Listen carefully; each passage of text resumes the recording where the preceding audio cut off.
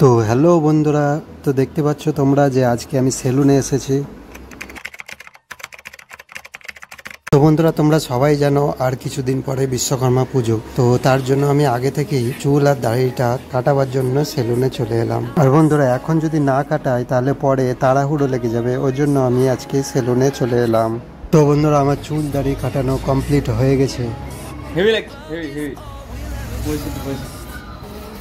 আর হ্যাঁ বন্ধুরা, আমাদের মূর্তিটি কেমন হয়েছে, তো আজকে কেমন লাগছে সেটাও দেখে নাও। তো বন্ধুরা, তোমরা সবাই জানো যে বাবা বিশ্বকর্মার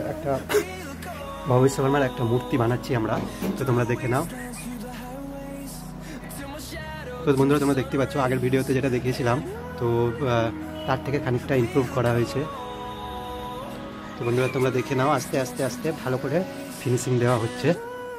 তো হাতিটা মোটামুটি ফিনিশিংয়ে চলে এসছে, ঠাকুরটা মোটামুটি হয়ে গেছে। এবার আরও খানিক ফিনিশিং দিয়ে রং করলেই আমাদের মূর্তিটা কমপ্লিট হয়ে যাবে।